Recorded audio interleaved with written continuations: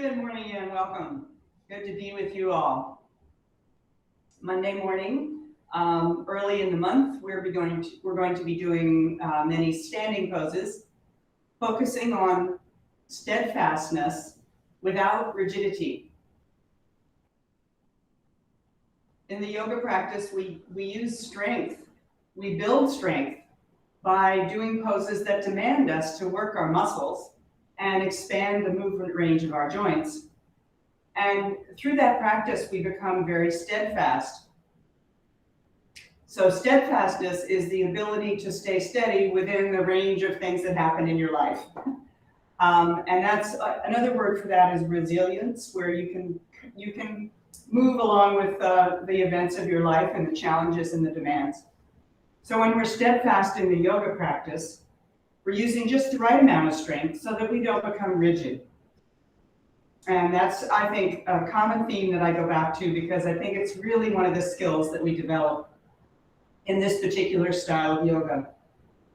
So let's adjust the seated posture, pull your buttocks back and apart, and reaching your sitting bones into the floor, let that initiate a lift of your whole spine. So always when we go down to the base of the pose, the support of our foundation, there's a corresponding lift that can happen. It's an opportunity. Of course, we could just think down, down, down, but that's not enough. We want to think down and up. And this reveals the strength of the spine. Pull your shoulder blades gently back towards each other. Allow your neck to be long on all sides, front, sides, and back. So if you have a tendency for your head to go forward in daily life, which is very common, just put a little extra strength in your upper back, right around where the shoulder blades are and maybe slightly below that. And see if that brings your head back without you having to actually find the right position, the so-called right position for your head. With the upper back support, it'll be there. And just take a few cycles of breath before we chant the invocation. Feeling your steadfast nature. And even if you don't feel steadfast right now, just think about it, invite that feeling into your body and your heart. Okay, let's chant the Gayatri mantra, honoring the sun in this time period where, there's increasing darkness. We're honoring whatever sun we can find in our daily life. So we'll do one Om to begin, and then the chant begins with the syllable Om, and we'll end with an extra Om afterwards. So 3 times through, take a breath in. Om. Om Bhurvasuvah Tatsavitur Varenyam Bhargo Devasya Dhimahi Dhiyo Yona Prachodayat. Om Bhurvasuvah Tatsavitur Varenyam Bhargo Devasya Dhimahi Dhiyo Yona Prachodayat. Om Bhurvasuvah Tatsavitur Varenyam Bhargo Devasya Dhimahi Dhiyo Yona Prachodayat. Om.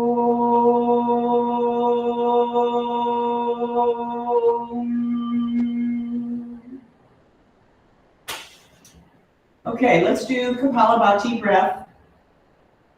So have some tissue nearby in case you need it. This is the breath in which you do a sharp, short exhalation through your nose, and then you let the inhale happen naturally. And to do that exhalation, you're using your lower stomach muscles only below the navel, trying to keep from the waist up very quiet and passive. So when the rest of the body is quiet, you'll be more likely to be able to feel the rush of energy going up the central channel of your subtle body, which is called the Sushumna.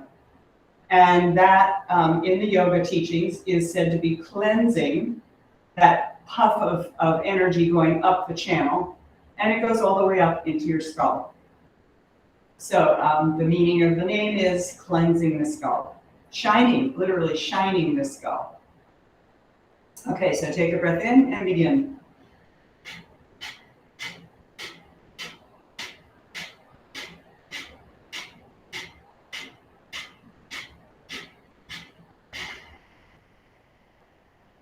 And then take a pause, a few normal breaths, maybe blow your nose.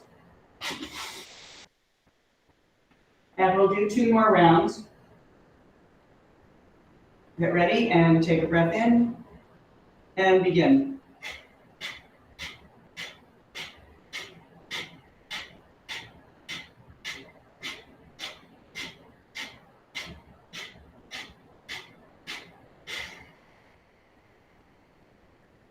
And rest in between rounds. And if you find that it's going smoothly and it feels comfortable, you can increase the number of puffs you do, and you can also increase very carefully and gently the speed.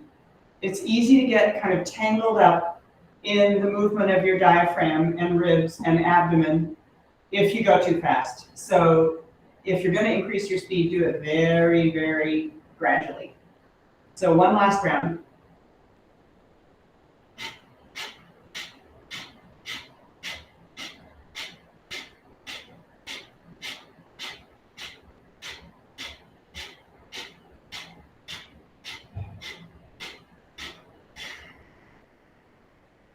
And then just sit quietly and feel the effect in your body. You might feel a little pulsation or a shimmering feeling of the energy being forcefully moved from the lower part of the torso up into your head. All right, let's do our seated warm-up. Circle your shoulders.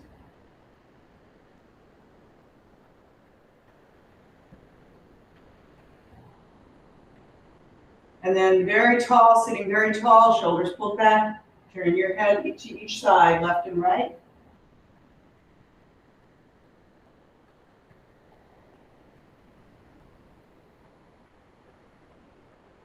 Back to center, up and down. And this is just your neck, so hold your torso steady with just the amount of effort needed to keep it steady.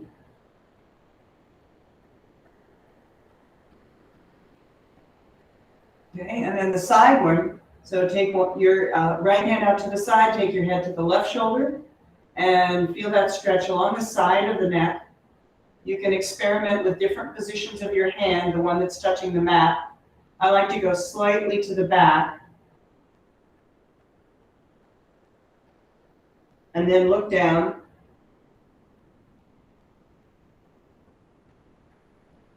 And then look up. And notice how that feels, maybe all the way down your arm. It might feel different as you look up and look down. And come back up to center. Other side, touch the mat with your hand, take your head to the opposite shoulder, and reach a little bit into the hand that's touching the mat. We always want to have a stretch, have very definite endpoints to each side. Like, you know where the beginning of the stretch is and where the end of the stretch is. And there's intention in that placement and the energy that you put into the placement. So now turn your gaze downward.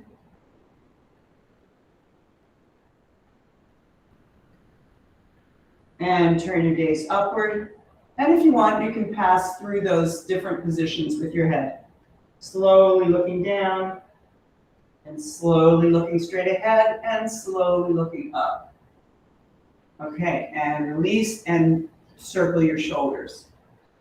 So the goal of that particular stretch is to open up and release the fascia and muscles of the side of your neck. You know, these muscles called the scalenes. And the nerves for your arms go down through those muscles, and they need to have enough space. So, okay, back to the spine again. Inhale, lift your whole spine and arch, looking up. Exhaling, turn forward, and go back and forth between those two, looking up and arching, and exhaling forward. So you'll make your own version of this, how far back you lean, and how much back bend you can find in this early part of our practice.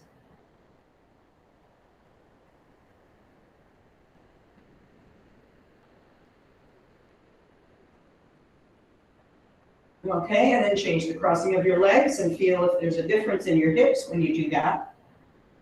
Take a moment to settle on your two sitting bones. And knowing that we're going to turn to the right first, anchor your left sitting bone down and pull that left thigh into the hip socket. Inhale and exhale, turn to the right. Notice the stability of your pelvis because of what you did first. And then moving from the waist up into the twist. And back to center. Inhaling lift, exhaling the other side. Now you're going to be pulling the right thigh into the hip socket to stabilize as you turn to the left.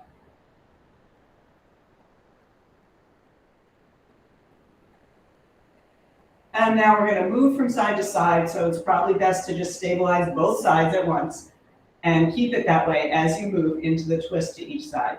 So go ahead, inhale, and continue. Just moving your breath as you wish, as you twist from side to side a little more quickly.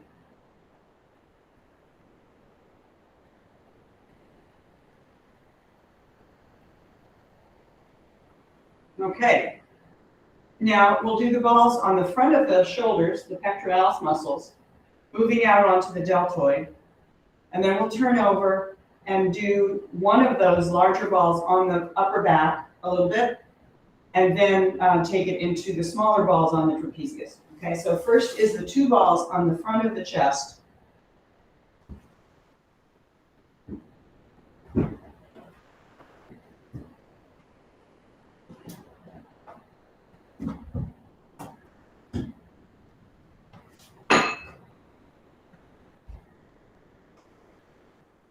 You're lying face down, you put the balls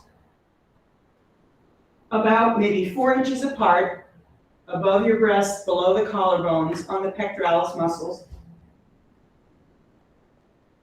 So you could do a position closer, with the balls closer together, but for today we're going to start with the balls in the middle position, middle of each pectoralis. And then we'll go out to the side in just a moment. So rest your arms with the palms facing down on the mat, and your forehead rests on the mat. And then very slowly move your chest to each side.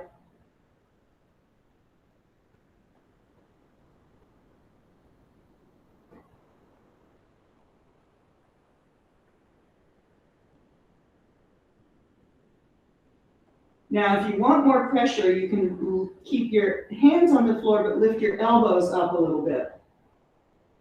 That will put more pressure on the balls.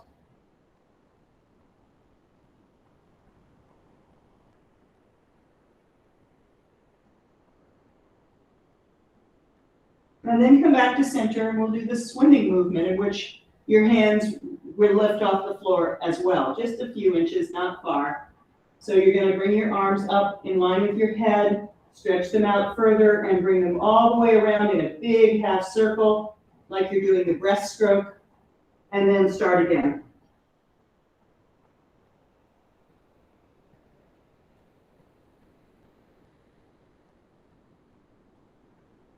And as you do that movement, really feel what's happening, where the ball is. And if there's a place that feels, that reveals some tension, you can stay there and do another side-to-side movement, giving it a little extra time on the ball.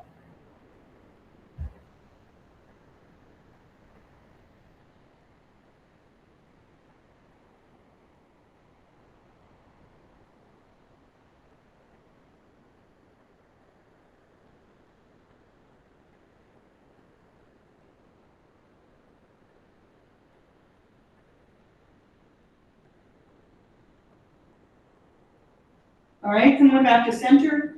Move the balls out a little further towards your armpits. So your ribs are going to curve such that the ball, will feel like it's going more towards the floor, and that's okay. And then do some of the same movements, whatever you choose to do in this new position.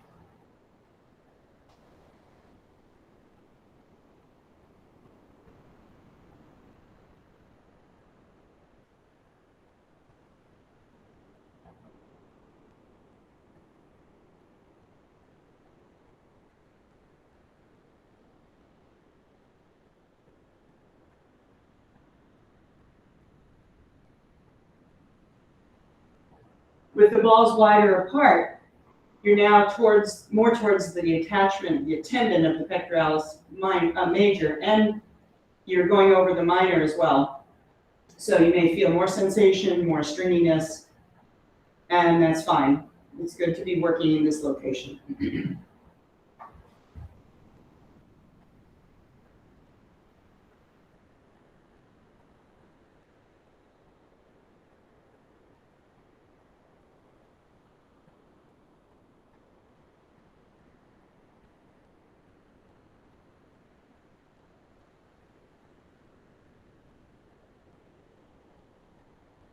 All right, now let's move them a little further out onto the deltoid muscles, the top of the arms. You can have your arms stretching straight out to the sides now.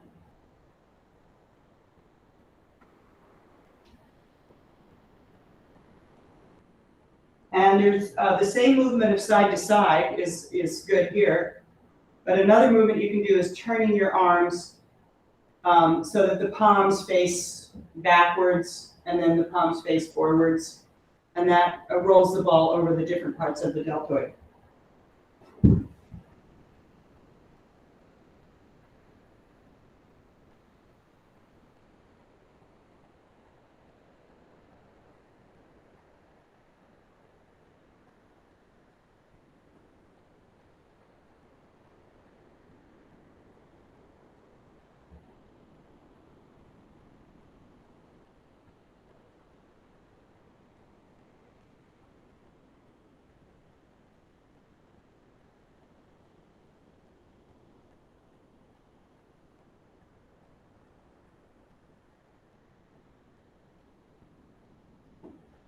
All right, and then when you're ready, take the balls out and roll over onto your back, keeping one of the balls in your hand.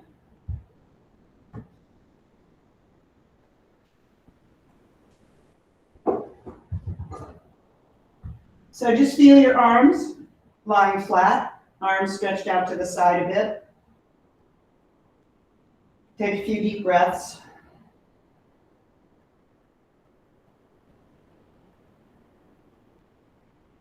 And now choose a place somewhere between the waist and your neck, somewhere in the upper back, to put the single ball, or if you prefer, you can use two balls. That's also very good. And it's less intense if you use two balls. So the balls are the single or the double ball right on your spine. And if you need a blanket under your head, that's fine. So this is going back to the idea I talked about earlier with the forward head position. This is encouraging more openness and ability to align your upper back so that your head can come into position without any extra effort. So find the place that's best for you so that you feel gentle, tolerable stretch of your back, counteracting the curvature that so often happens in our daily life.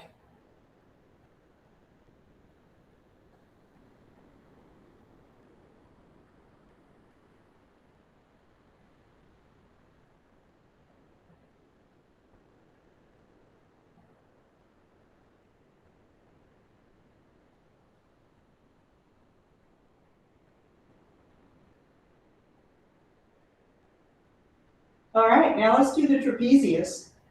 So bring the smaller balls in.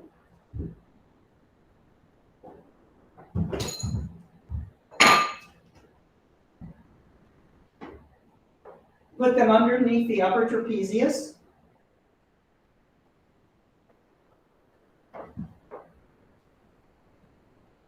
And bring your hands to your head, elbows pointing up, arms releasing down into the touch of the balls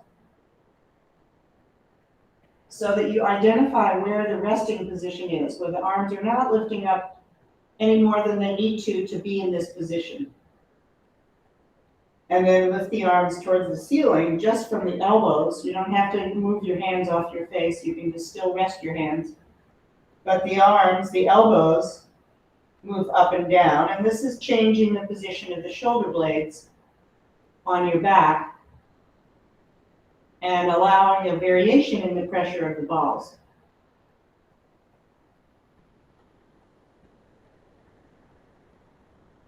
And then starting with the downward position where you're releasing down into the floor with the arm bones, then do a widening with your elbows. So the elbows point to the sides and then they come back in.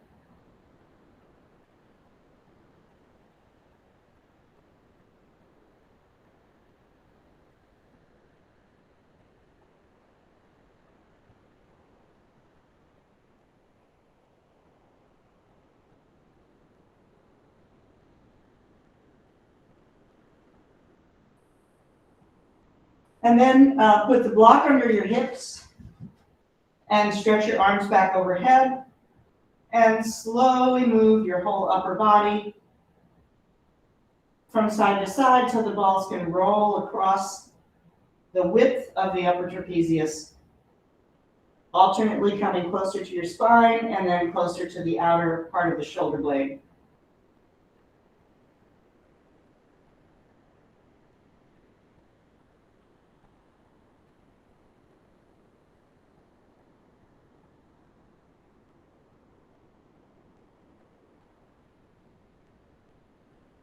So this particular position with the block under you and the two balls under your trapezius is something I recommend just as a single practice.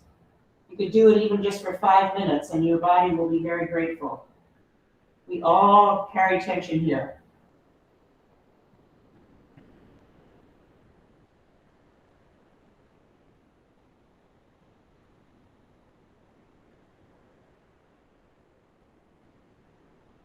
All right, we're going to move the balls down and you have a choice to stay on the block or take it out. Move the balls in between the shoulder blades. Start again with your hands on your forehead, elbows pointing upward. And then do some little up and down movements. The balls are quite close to the edges of the shoulder blades now, so it feels different. And you may find some trigger points, little tight places here. And then if you can, move your hands back so they touch the floor behind your head. And move your chest side to side.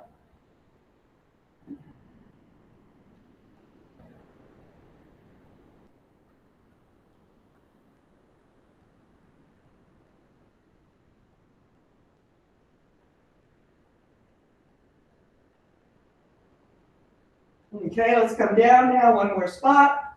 So we're going to do 2 more spots. You're near the end of the shoulder blades, but not quite there yet. And you can do any of the movements that we've done so far. I prefer to just keep going side to side.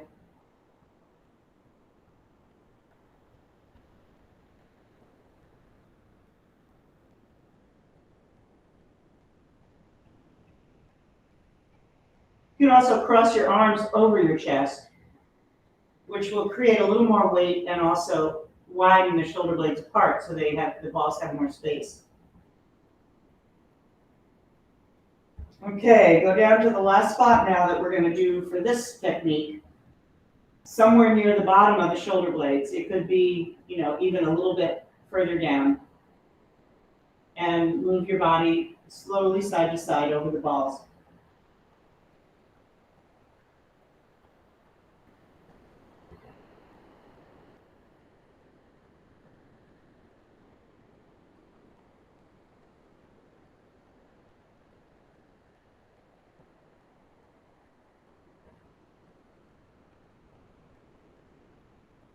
And as you know, on days when you have more time, you can just keep going down the whole spine this way, which is a wonderful thing to do. But for now, let's take the balls out and lie flat, getting ready for the floor warm-up.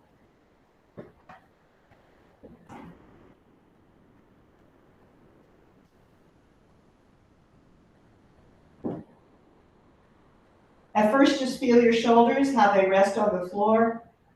Roll your head side to side.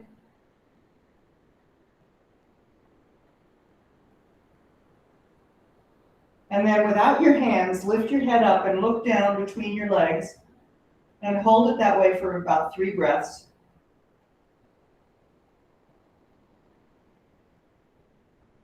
And put it down and roll side to side.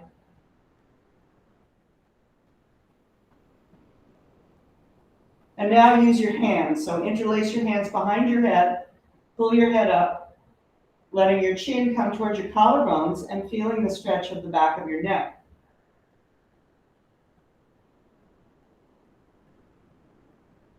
And then put your head back down on the floor and again roll side to side.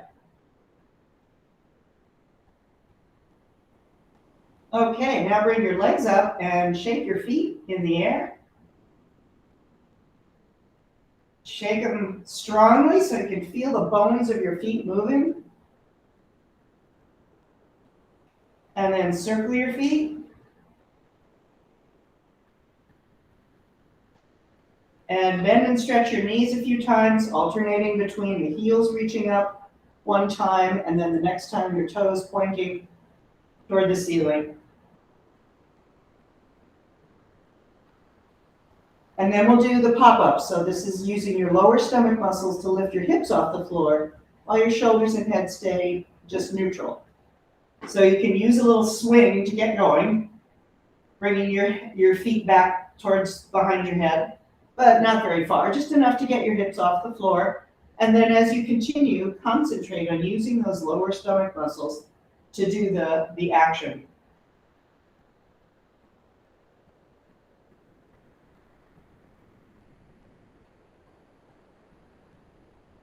Okay, and then rest with your feet flat on the floor and just take a few breaths.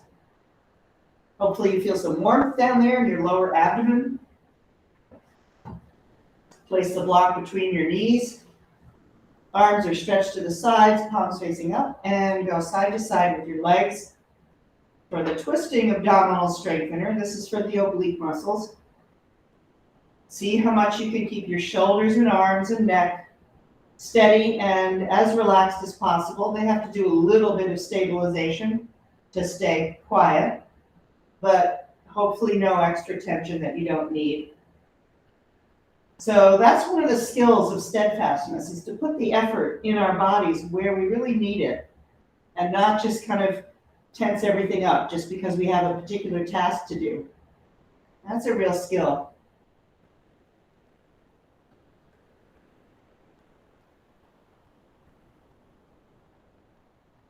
Okay, back to center. Remove the block and place your feet on the edges of the mat, arms next to your head, and take the right knee down across to the left foot. Windshield wiper pose to stretch the side of the body. Extend actively with your arm out through the fingertips and with your thigh from the hip to the knee. Come back to center and second side. Left knee comes across towards the right foot, but the right knee stays pointing up. And then you stretch the whole side.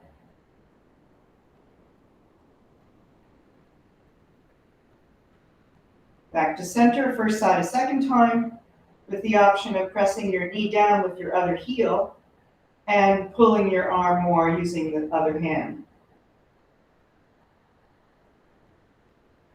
Second side.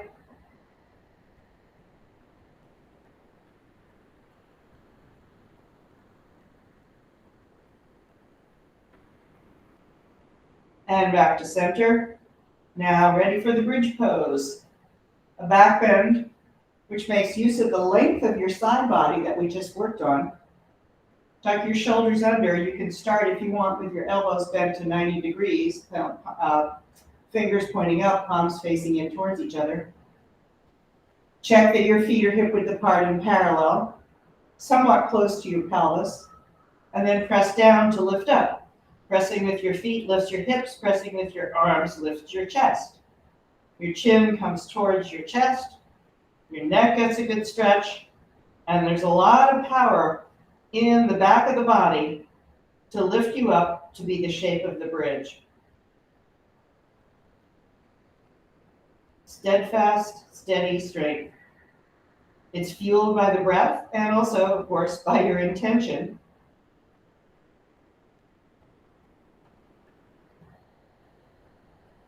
And come back down. So let's go up one more time and have the block ready. We'll hold the pose for a brief time and then put the block under the hips. So second time, you might want to take a different arm position by maybe straightening your arms or clasping your hands, Get a little extra shoulder stretch that way.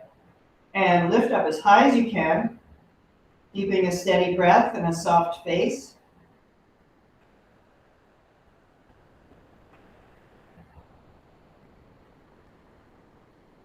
And then put the block under your hips.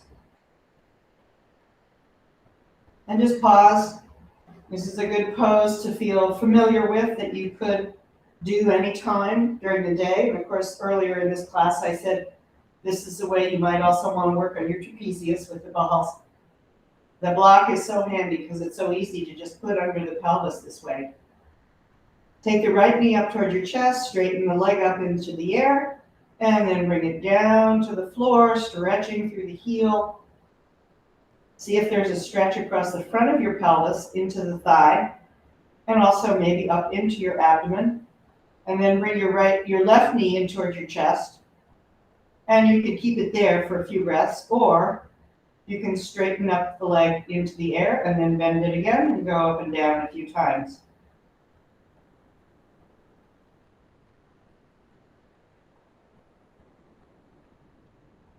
And then put both feet flat and just feel your legs. And then lift the left leg up, straighten it towards the ceiling, bring it all the way down.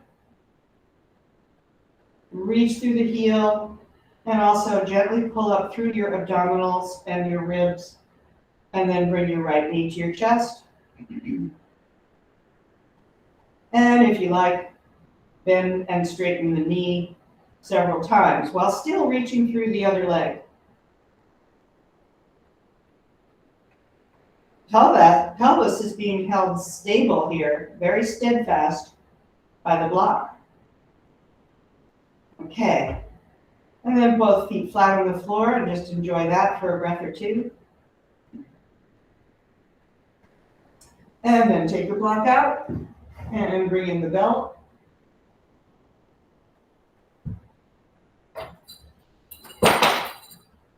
Right leg goes up, and you hold the belt with your arms relatively straight, reaching up the belt, elbows almost straight, and shoulders on the floor.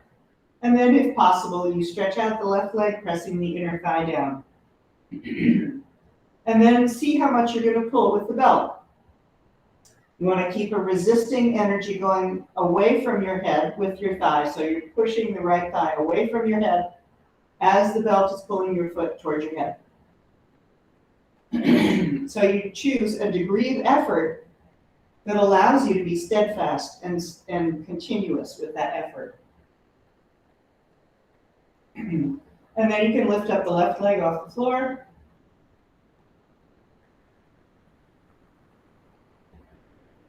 And put it down. And take the right leg out to the right, turning it so the toes go a little bit lower, the heel a little higher. Keep the left hip on the floor. And broaden through your collarbones.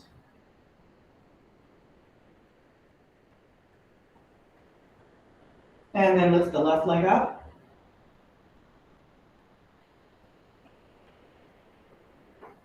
Put it down and come back. With the right leg over the midline. Just enough so you get a stretch down the side of your leg. You might feel it all the way down to your ankle, but most people feel it across the thigh and hip. Widen through your hip. And lift the left leg up. So this is basically Powdery Trichanasana, which we'll do later. Okay, put that down and move your hips to the right, and then your knee over across, your right knee coming over to the left side. Rest your left hand on it. Reach out through your right hand, so the twist is going across your body from your right knee to your right hand. And then if you want, you can straighten and bend your right leg to get a little variation.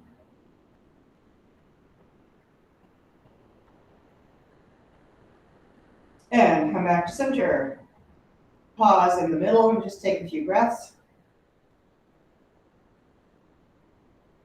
Notice the flow of prana, the energy in your right side.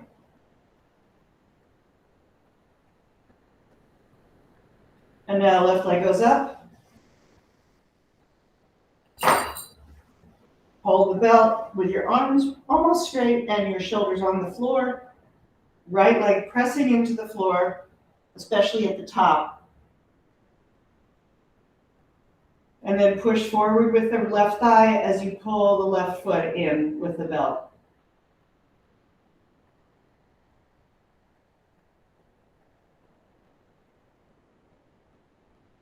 And then lift the right leg up.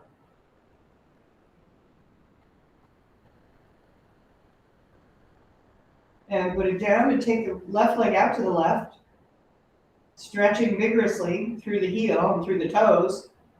Turn the leg so the kneecap and the toes go a little bit down towards the floor. They rotate in that direction.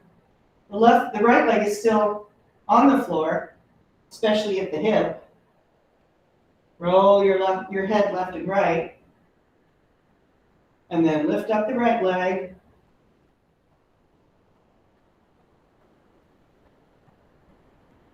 And put it down and go back across the midline with your left leg, finding the place for a stretch of the outer thigh. Widen your hip out to the side and also correspondingly push the right hip into the floor.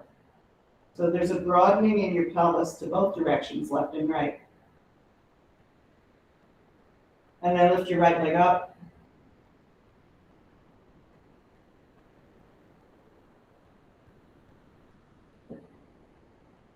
And put it down, and then remove the belt.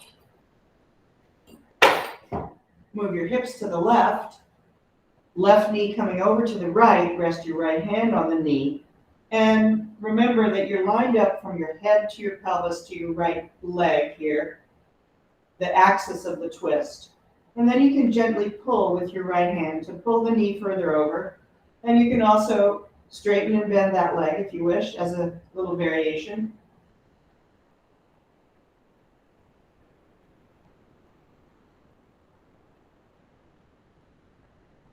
And then return to center.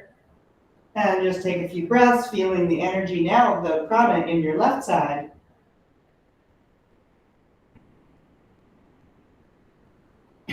All right, let's come over to face down and we'll get ready for downward dog. So come onto your hands and knees.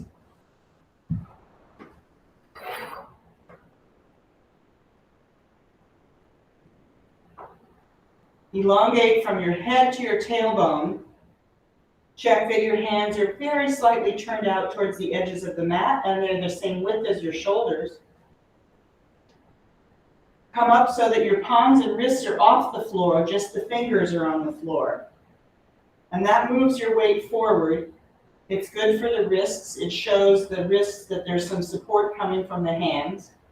And when you put your hands flat again, be careful not to completely drop all the weight of your body into the wrists. Keep some weight on the fingers.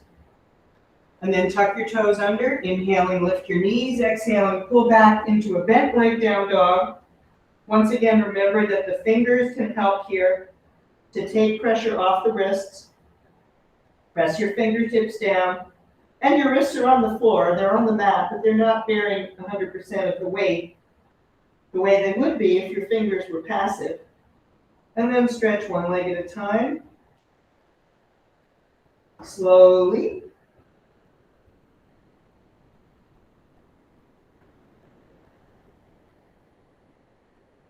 And then reach both hips up and back and both heels towards the floor, knees straightening, spine long. Move your head around a little bit. And then come forward to plank pose. Come back to down dog, and forward to plank, and back to down dog, and forward to plank. And once, before we go all the way down, just walk in place, lifting one foot at a time, holding steady through your arms and shoulders and abdomen and spine. And then come all the way down to the floor. So we're going to do Cobra 3 times. You can choose your hand position. Often we start with the hands much further forward, but you can do that, or you can do your favorite hand position, which might be further back towards your shoulders.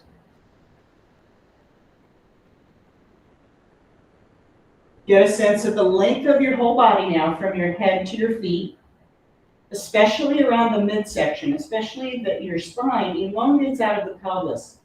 That's a good prevention of the pinching feeling that sometimes we get in Cobra if we go into it too fast without enough preparation of awareness. So really think of a long spine pulling up and out of the pelvis as you get ready to do the pose. Shoulder blades pulled together. Inhaling, lift your head. Let the head lead the way as the rest of your spine comes into this back bend. Your thighs and pelvis can press down. And then come down. Take a nice full breath. On your inhalation, come up again. The head leads the way, but the spine is arching, all parts of the spine involved. Your neck, your upper back, your middle back, your lower back, your hips. And come down. And third time, one more. Lift up. See if you can get a stretch in the front soft tissue from your chin down to your pubic bone. A feeling of opening that front spine. Okay, and then push back to child's pose with your head supported on a block.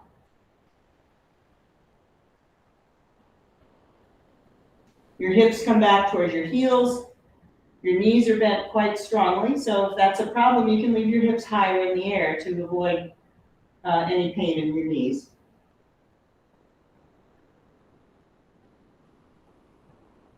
All right, up we go. Now some lunging. So those of you who like to use blocks, place the blocks near the front of your mat. And actually, let's start right away with the blocks. And if you're not using them, you're starting with your hands on the mat. Step your right foot forward. Check that it's pointing toward the toes and it aligns right over the ankle. Tuck your back toes under and lift up into a low lunge with your hands on the floor of the blocks. Pelvis facing straight towards the end of the mat. Dip your back knee down a few times.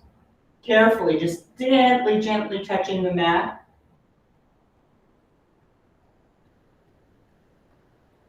And then step forward with your left foot and back with your right foot. Come into a lunge with your left foot forward.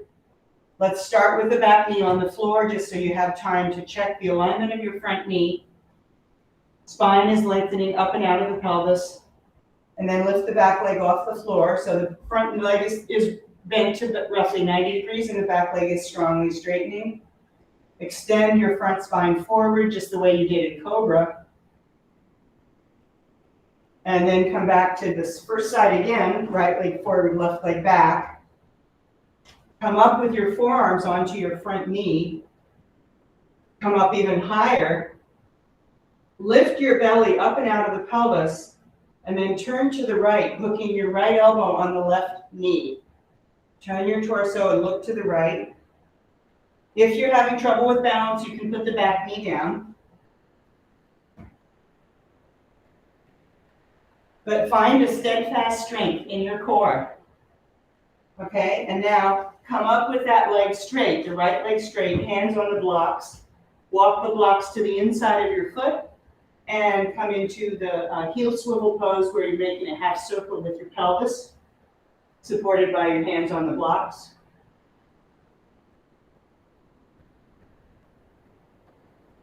All right, and then bring the blocks again on each side of the foot. Bring your back knee down. Keep your left hand on the floor, reach back with your right hand and catch the foot for a twist with a thigh stretch.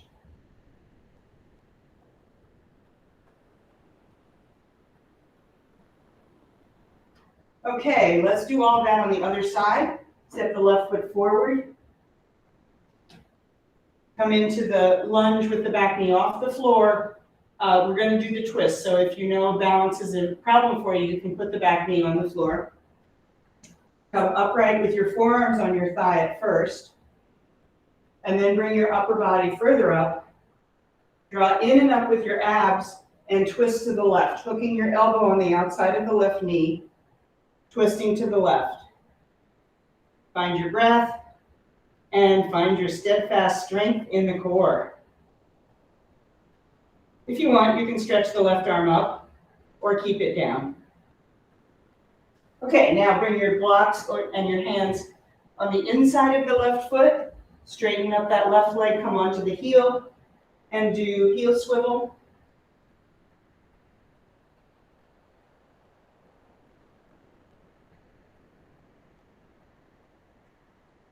And then face the front of the mat again, put the back knee down, and then with your right hand either staying on the block or onto the floor, reach back with your left hand to catch the back foot.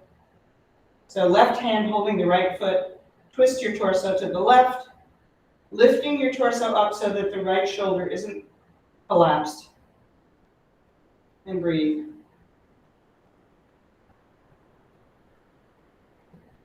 All right, let's do down dog and move into pigeon pose.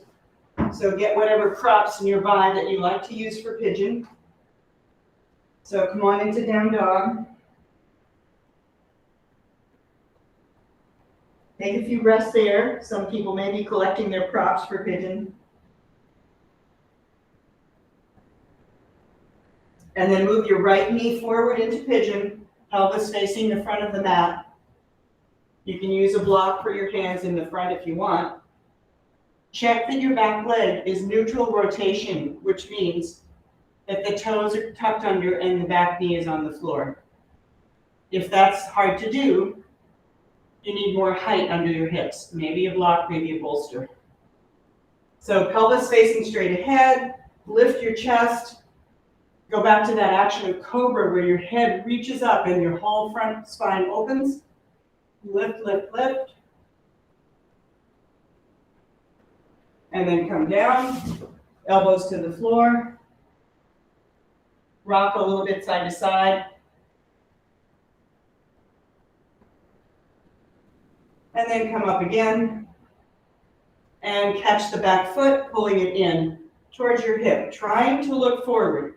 You do have to turn a little bit to catch the foot, but once you've got a hold of it, see if you can turn your torso straight ahead. And rock a little bit on that foot. On the knee. The back knee. Okay, let's do that on the other side. So bring your legs back into down dog. And then the left knee forward. Check that your pelvis faces straight ahead.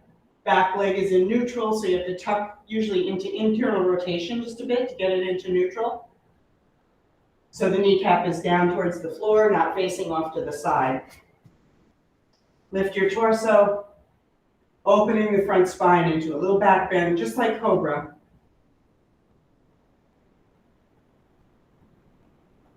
And then come down onto your forearms. And at this point, your pelvis will probably settle more onto the floor.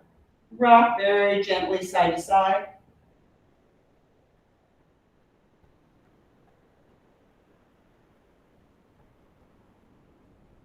And then come up and reach around with your right hand to catch the right foot, pulling it in toward the buttock. And see how much you can keep your torso facing straight ahead as you reach back. And then rock gently on that back knee, side to side.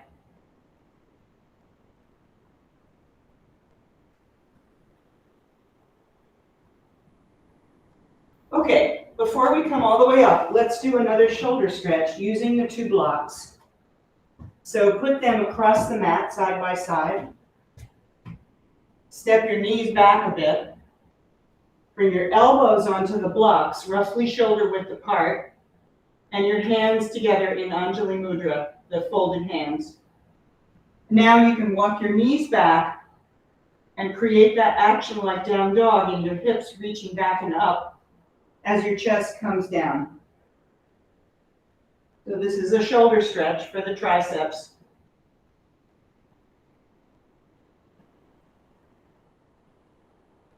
Feel your breath. If you have pain in your shoulders, just don't go down so far. And really reach back with your pelvis.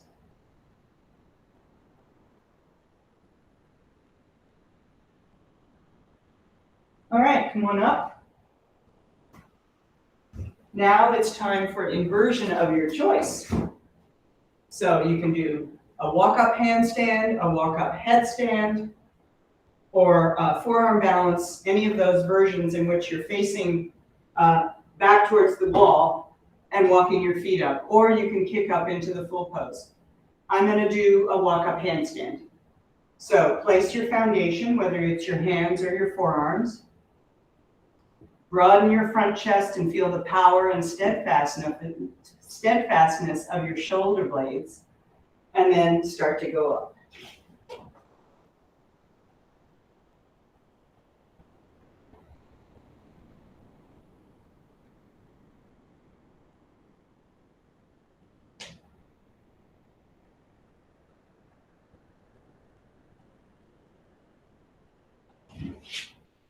And come on down. And you can rest your head on the floor in child's pose if you wish.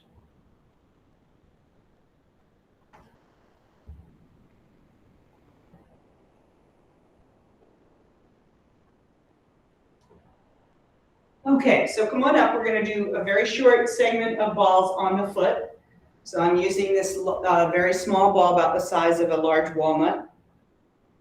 And put the ball under the part of your foot at the base of your toes. Your heel stays on the floor, and you slowly roll across the width of your foot from the little toe side to the big toe side.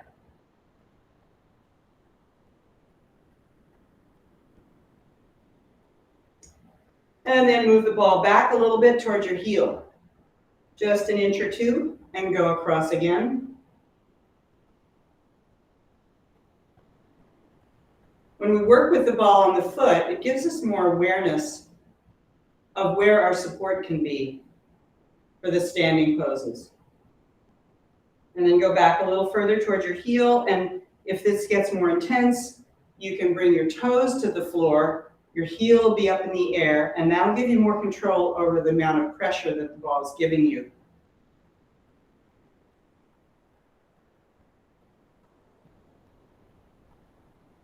So we have lots of muscles that can get stuck in a tightened position, and so can the connective tissue, the fascia. So the ball helps to open that up to have more choice about how we bear weight on the feet. Now roll the ball just on the front edge of the heel. A little small half circle there. Okay, and then stand on both feet and feel if there's a difference with the foot that you worked on. And then bring in the ball to the second foot, and starting at the base of the toes on those joints that are protected by a lot of callus, go across from big toe side to little toe side.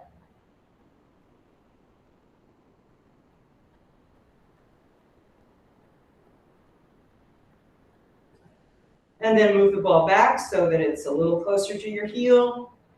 And again, you're moving side to side.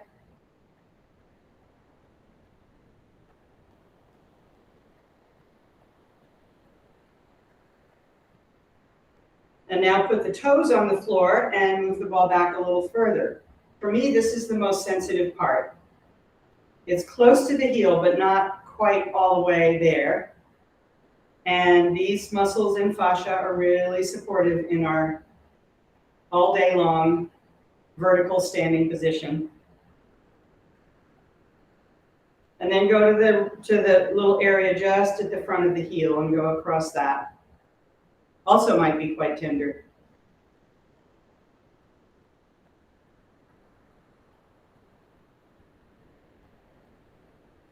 Okay, and then remove the ball. And just feel the surface of your feet. Look down to check that they're parallel and hip width apart. Spread your toes. And remember the four corners of the feet. We won't go through them one by one, but you have a corner at the base of your big toe, base of the little toe, inner heel, outer heel, and the arch in between all those four corners can lift. Strong legs. Lift your arms to the sides. We're going to do Utkatasana now, with the arms sideways instead of up around your head. So stretch your arms vigorously with the palms facing forward, shoulder blades coming in towards your spine.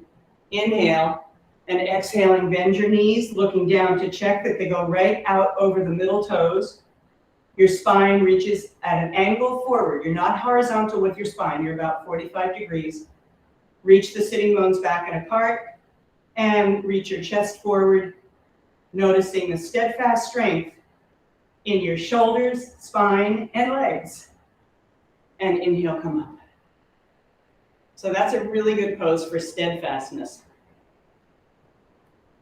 Okay, let's do some balancing now. We'll start with a little side step and really keep your awareness in the soles of your feet, which we worked on with the balls. And if you're feeling good and check, a little up for a challenge, swing the free leg. Once you get onto one foot, swing the other one. And if you want more challenge, move your arms in different ways.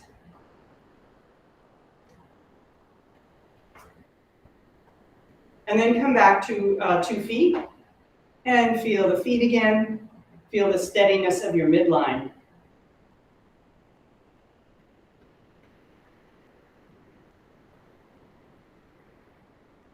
Okay, let's go for tree pose now that we've worked on balance in several ways already. So go to the wall or a chair if you like. Standing on your left foot, raise your right foot up to the inner thigh. Find the steady strength in your pelvis, pelvic floor, and abdominals. Lifting up through your spine, your arms rise up. Your gaze is strongly looking straight out across the room. And then see if you can come away from your support and choose an arm position as your final shape.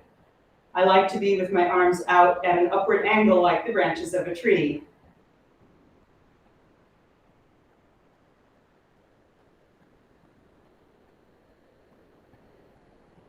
Okay, other side.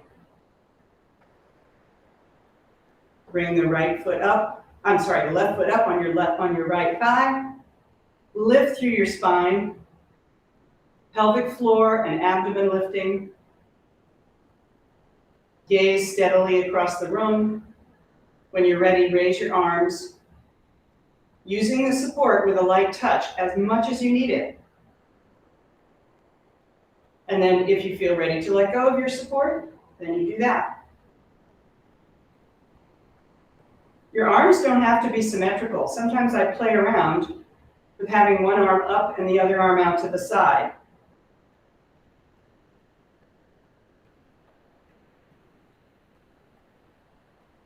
Okay, come on down. Now we're going to do triangle pose into Artichondrasana, and then we're going to take it into a standing split and a twist, similar to one of the twists we did down on the floor. So bring both your blocks to one side of the mat.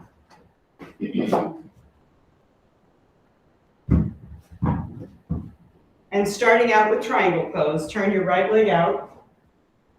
Of course, the blocks are at that side of the mat. Have a wide enough stance, because this pose is more difficult if your stance is too narrow. Pelvis slightly turned to the right because that's where the right foot is going. But from the waist up, you're facing straight ahead. Arms are wide. Inhale. Exhale, go out and over your right leg into triangle pose. With the left arm going straight up, torso looking straight ahead, spine long. Take a few breaths here. Even if you're wobbling a little bit, just remember, steadfastness can be there, and it's not rigid, so there might be some fluctuation. Okay, now going into Artichondrasana, bring your left arm down to your hip, bend your right knee and step in with your left foot. Take one of the blocks way out in front of your right foot and slightly off to the side, and come into half moon pose. Artichondrasana.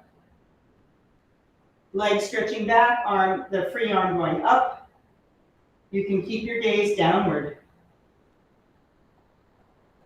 And then if you can reach the back foot with one hand, do that and come into a half bow shape, still balancing on your right leg. And now here's where you'll want both the blocks. Turn towards the floor and bring your hands onto both blocks, pelvis facing the floor. This is the standing split. Take a few breaths there. And then keeping your left hand on the block, reach around with your right hand to catch the back foot and lift that shoulder, the right shoulder and the left leg up. And if you can, you turn a little bit to the right with your head.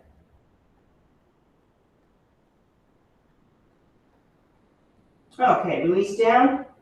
Both feet back on the floor, facing straight ahead, and come up. So that last pose, twisted sugarcane pose, is a standing variation of the one that we did on the mat.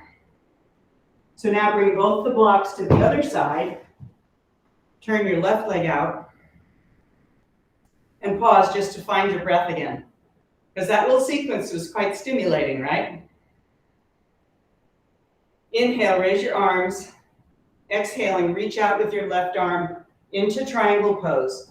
Big, strong external rotation of your left leg. So always keep the knee pointing toward the toes. The right arm stretches straight up. If you could see yourself in the mirror, you have one long line from one hand to the other. Find your breath. Extend your spine out through the pelvis and out through the top of your head. Turning your chest very slightly toward the ceiling because gravity is such a strong force pulling us the other way. And put your right hand on your hip, step in with your right foot, and come on to Artichondrasana, half moon pose with your hand on a block. Back leg raising, arm raising. Very strong external rotation on the left hip. And then for those who want to, grasp your upper hand with your upper foot with your upper hand and make a half bow shape.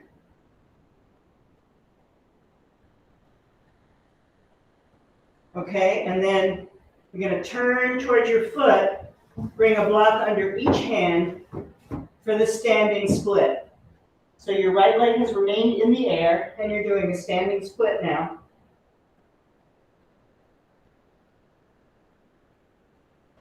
And then leave your right hand on the block, reach back with your left hand to catch the right foot, and pull it up, up, up. Turning to the left if you can.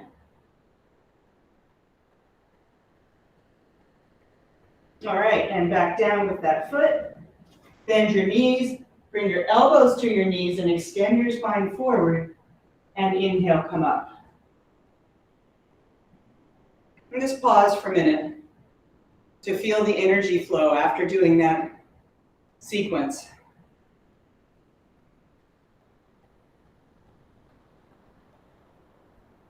Okay, now we'll do Parseval Chanasana and Powdery Trichanasana, another twisting set of poses. So I'm going to demonstrate with the block, but you can use the seat of a chair if you'd like more height for the support.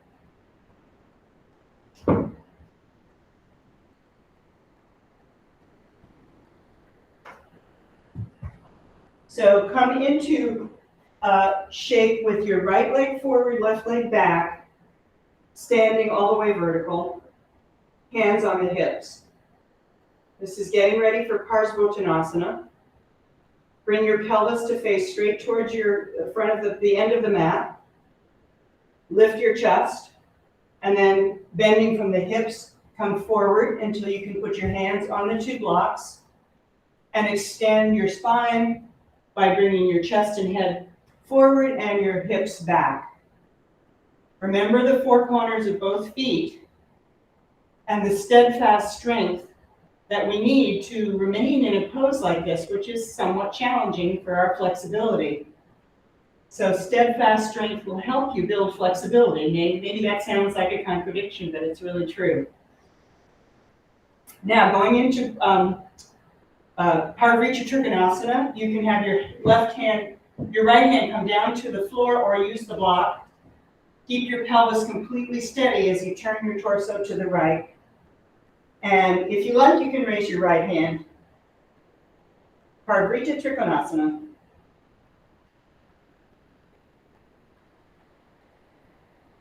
Okay, and then look down. And let's change sides, change legs. So step your left foot forward, right leg back. And you're already halfway down. So we're not coming up from we're not coming down into this pose from vertical on the second side. So hands on the chair or the blocks, because that allows you to elongate your spine with steady strength. So often in this particular pair of poses, we're struggling to reach the floor, and that completely messes up the work that you could be doing in your spine. So I really encourage you to use blocks so that you can feel the ability of the spine to elongate. Okay, so 4 corners of the feet, hips reaching back, chest reaching forward. And now moving into Powdery Trichanasana. Your left hand can stay on the block or go down to the floor or the chair. And then turn your torso to the left without changing your hips or legs at all. You just turn from the navel up. The pelvic bones do not turn. They keep widening away from each other. If you feel wobbly, you can widen your feet a little bit. That'll help. And then stretch your right arm up. Continue to twist. Continue to elongate your legs and your spine. And be steady in your breath. All right, come on out. Now, ending with the wide leg forward stretch. Again, you have 2 blocks. Bring your legs wide apart, parallel position. Bend forward from the hips and bring your hands to the blocks. So this should be a relief after that last one because the hamstrings are not going to get quite as much demand. Find the 4 corners of the feet. And then bend one knee at a time, just gradually, slowly shifting your weight from one foot to the other. And those of you with osteoporosis, you can modify the forward bend by just bending forward a little bit. Some of you can go all the way down with your head coming towards the floor. But another good thing is to arrange the blocks so they make a little support for your head to rest on as you come further down.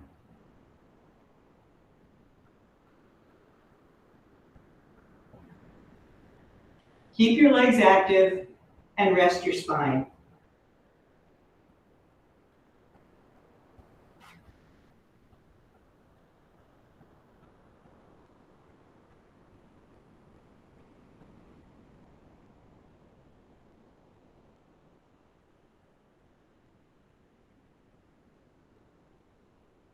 And now bend your knees and lift your head.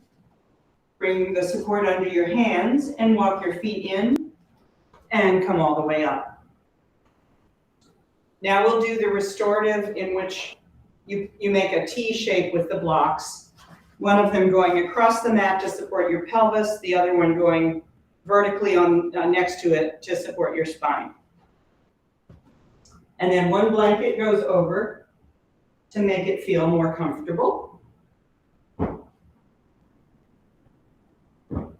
And you sit on the horizontal one. Now, you can adjust where you're sitting based on the length of your spine relative to the blocks. Because when you lie back, you want your shoulders to come almost to the floor and your pelvis to feel really well supported. So you're getting a little bit of a back bend in the upper back, but good support through your lower back. So for me, I have the edge of the top block just around the lowest edge of my shoulder blades. My shoulders are not touching the floor, but of course my head is on the floor. So this is similar to what we did with the ball way back in the beginning of class. We'll just breathe here for a couple of minutes and then we'll be transitioning into Shavasana.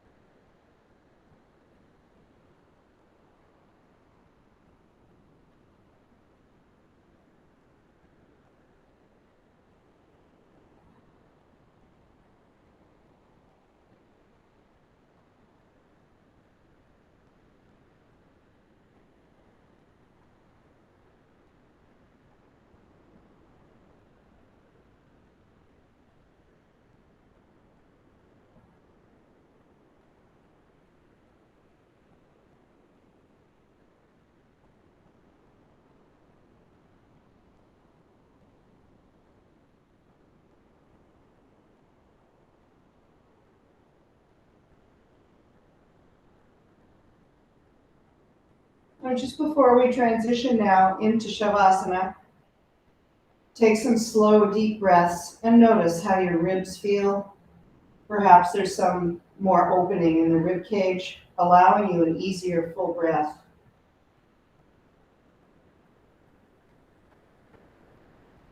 And then slowly roll yourself off the blocks.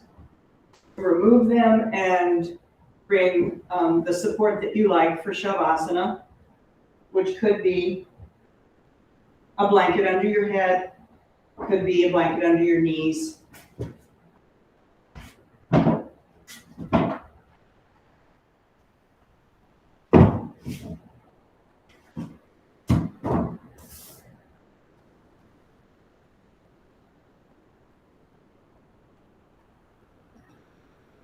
As you settle into Shavasana, gently tuck your shoulder blades in towards each other. Gently roll your legs in and out. And then gently roll your head side to side.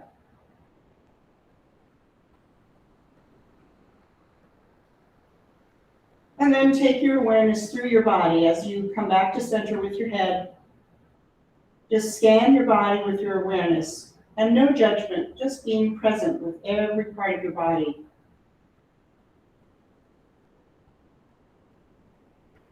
Feel the energy of the breath permeating every cell.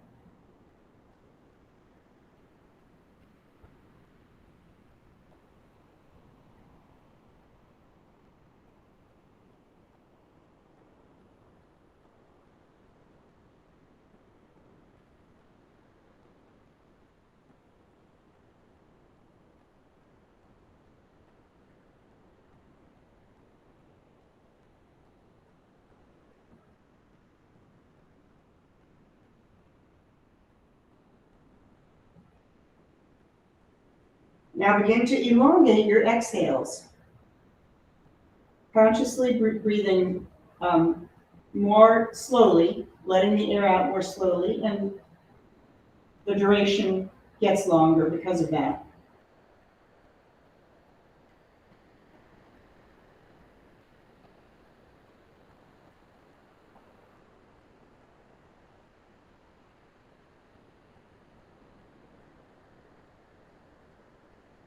Notice each part of your rib cage moving with the breath. The lower ribs, the middle ribs, and the upper ribs.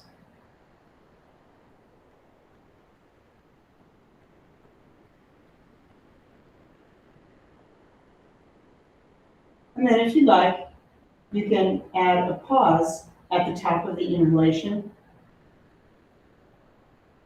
And then after a few seconds, just let the air out naturally, but still slowly.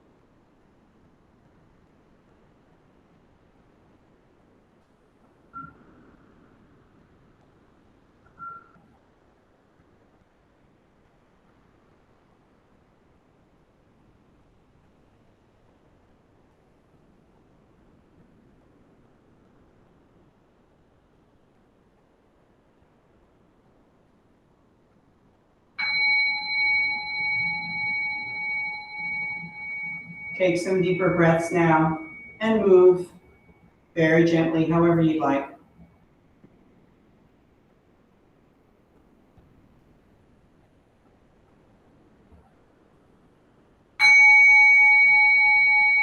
Bending your knees, roll to one side.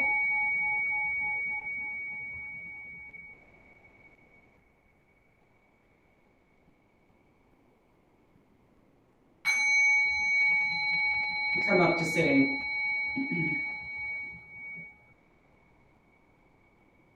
So as we prepare to finish the class, notice the sensations in your body. Steadiness as a practice builds heat in the body, so you may feel kind of vibration of warmth. And also a feeling of confidence, a feeling of knowing that you have the support of your body in your daily life. So let's chant one Om together. Take a breath in. Om.